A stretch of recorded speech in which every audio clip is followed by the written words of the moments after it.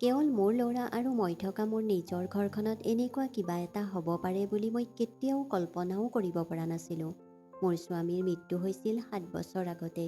তেতিয়াৰ পৰাই মোৰ ল'ৰা আহান আৰু মই ইজনে সিজনৰ একমাত্ৰ সহায়ক আছিলোঁ। আমাৰ বেছিভাগ খৰচ ভাড়াৰ দোকানখনেই বহন কৰিছিল। আহান এতিয়া ডাঙৰ হৈছিল আৰু তাৰ চাকৰি এটাও আছিল। সি ৰাতিপুৱা 9 বজাত অফিচলৈ গৈ 7 বজাত ঘৰলৈ উভতি আহিছিল।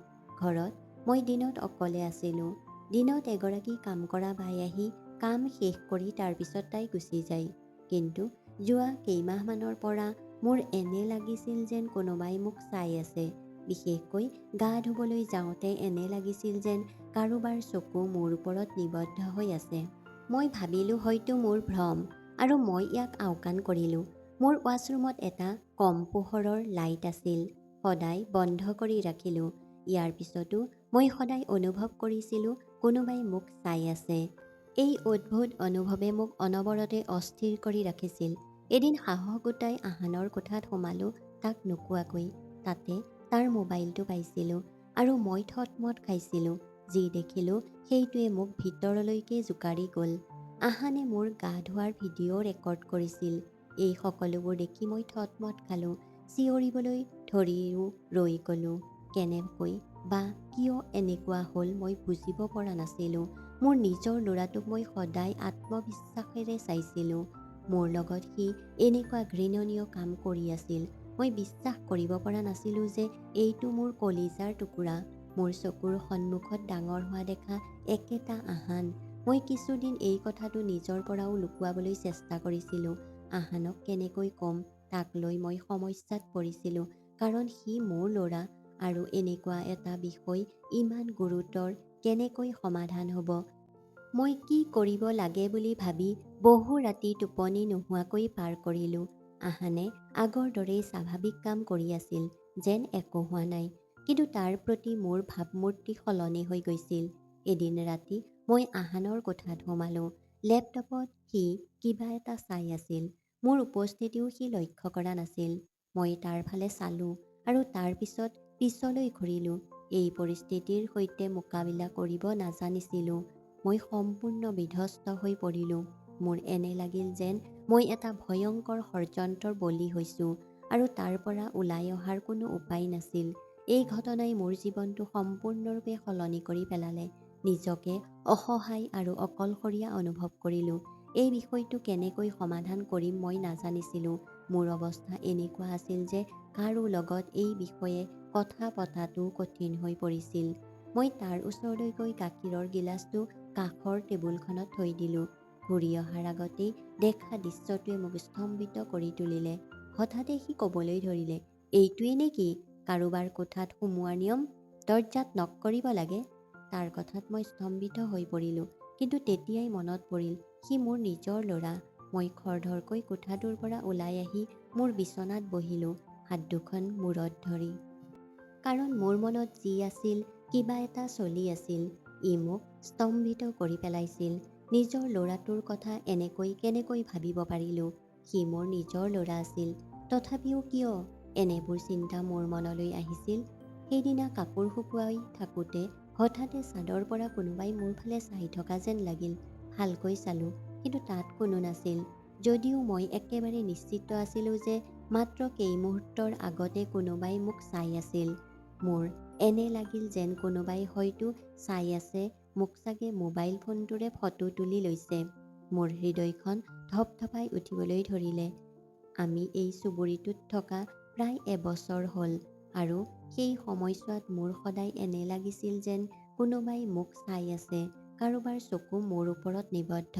চুবুৰীটোত এতিয়াও কাকো লগ পোৱা নাছিলোঁ। হয়তো মোৰ স্বভাৱটো অলপ বেলেগ আছিল। মই মাত্ৰ নিজৰ মাজতে ব্যস্ত থাকোঁ। মোৰ ল'ৰা আহানো কামৰ বাবে ওলাই গৈছিল আৰু যাওঁতে মোক স্পষ্টকৈ কৈছিল যে চুবুৰীৰ মানুহৰ লগত বেছি হলিগলি নকৰিব আৰু ঘৰতে থাকিব। এই ক্ষেত্ৰত মোৰ কোনো আপত্তি নাছিল। মোৰ বিয়া হৈছিল অতি সৰুতেই, মাত্ৰ 16 বছৰ বয়সত।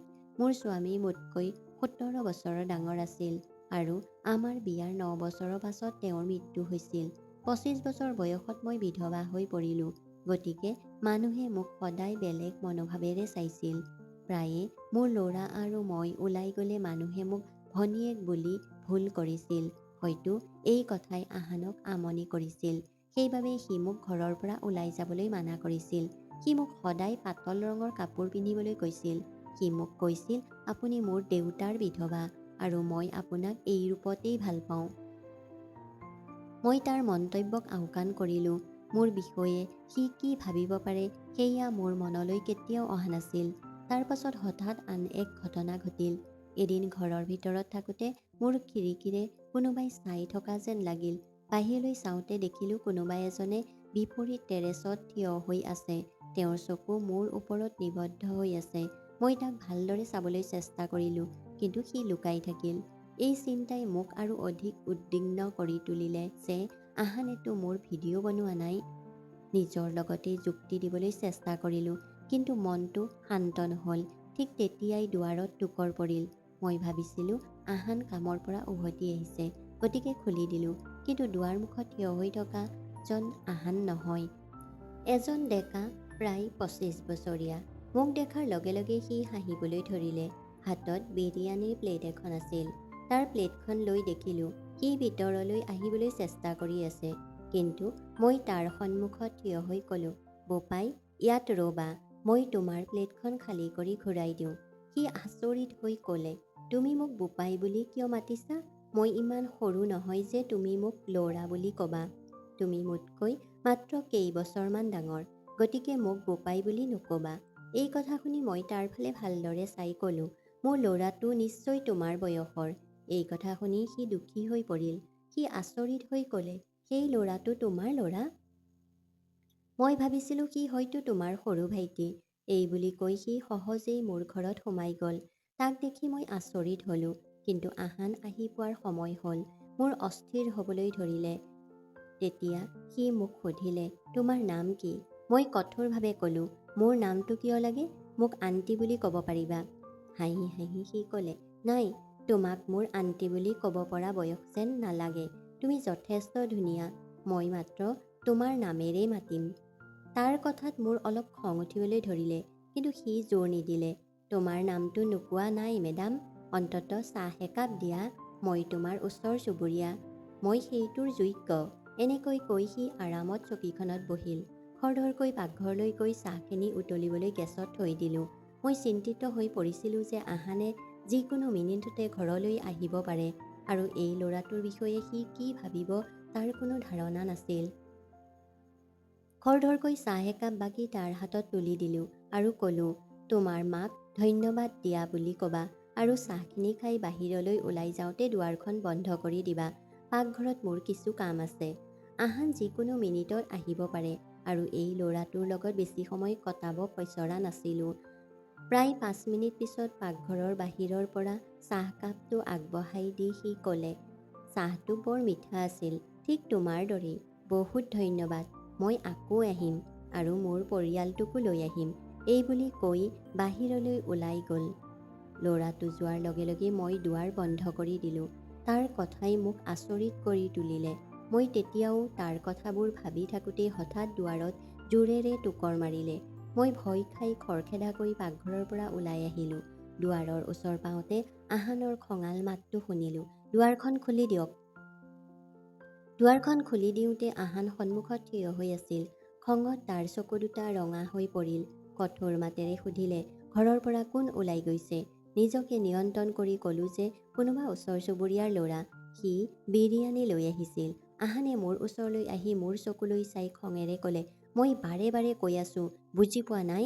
ইয়ালৈ কোনোবা আহিলে দুৱাৰ নুখুলিব, কাৰো লগত কথা নাপাতিব আৰু কোনো ওচৰ চুবুৰীয়াৰ লগত মিলা মিছা নকৰিব।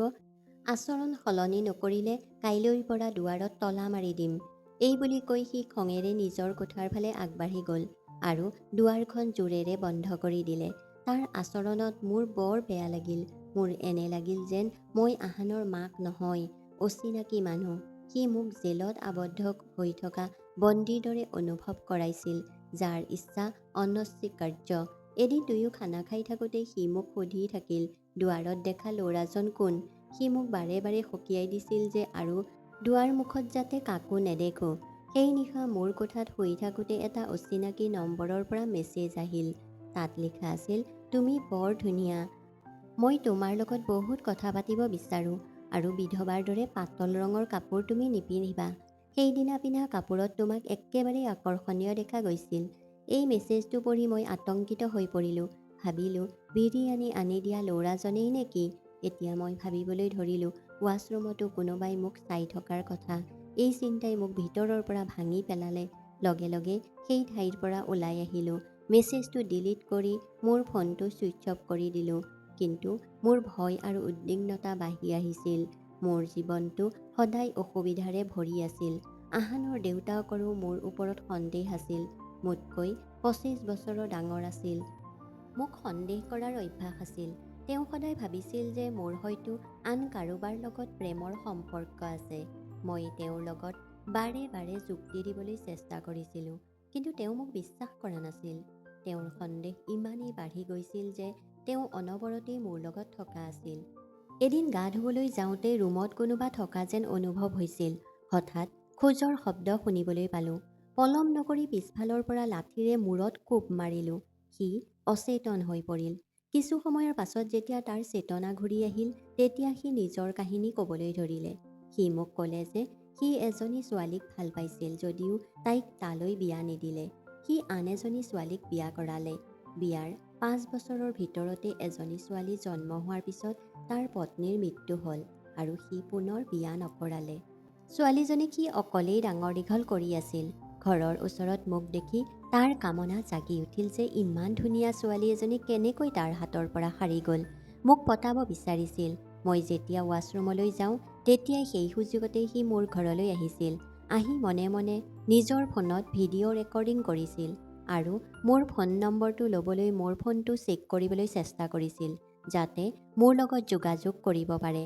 আহানে এবাৰ তাক এই কাম কৰা দেখিছিল আৰু তাক মাৰপিট কৰি তাৰ ফোনটো কাঢ়ি লৈ গৈছিল।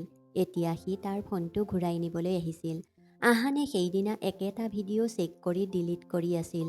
মোৰ ল'ৰাটোৱে মোক নোকোৱাকৈয়ে মোক ৰক্ষা কৰি আছিল। মানুহজনে আমাৰ দুয়োৰে ওচৰত ক্ষমা খুজিবলৈ ধৰিলে আৰু নিজৰ ছোৱালীজনীক আহানলৈ বিয়া দিয়া কথা ক'লে, যাতে এই কথাটো চিৰদিনৰ বাবে শেষ হৈ যায়। প্ৰথমতে আহানে এই কথা মানি ল'বলৈ অস্বীকাৰ কৰিছিল, কিন্তু পিছত মই আহানক বুজোৱাত সি সন্মতি দিলে। অৱশেষত আহানে সেই মানুহজনৰ ছোৱালীজনীক বিয়া কৰালে আৰু আমি আমাৰ জীৱনৰ এটা নতুন অধ্যায় আৰম্ভ কৰিলোঁ। এতিয়া আমাৰ পৰিয়ালটো সুখেৰে একেলগে থাকোঁ আৰু মোৰ জীৱনটোক বিষাক্ত কৰা মানুহজন সেই চহৰ এৰি চিৰদিনলৈ গুচি গ'ল। বৰ্তমান আমি সকলোৱে শান্তিৰে জীয়াই আছোঁ। এই গোটেই অভিজ্ঞতাই মোক শিকাইছিল যে সমস্যা যিমানেই ডাঙৰ নহওক কিয়, যিকোনো কঠিন পৰিস্থিতিত নিজকে নিয়ন্ত্ৰণ কৰি সঠিক সিদ্ধান্ত লোৱাটো কিমান গুৰুত্বপূৰ্ণ। ধৈৰ্য আৰু বুজাবুজিৰে কাম কৰিলে প্ৰতিটো সমস্যাৰ সমাধান হ'ব পাৰে। ধন্যবাদ।